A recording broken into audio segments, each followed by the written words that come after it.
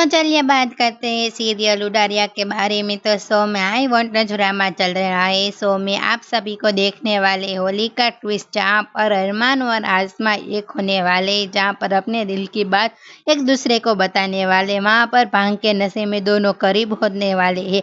वहीं चल आलिया जो है उन दोनों को दूर करने के लिए साजिश रचने वाली है, लेकिन यहाँ पर जो हामिया है यानी कि आसमा की बेटी, वो किसी बात से कम नहीं है। वो पहले ही भाग जाती है और आलिया के हाथ में जो कलर की बाल्टी है वो पहले ही गिरा देती है।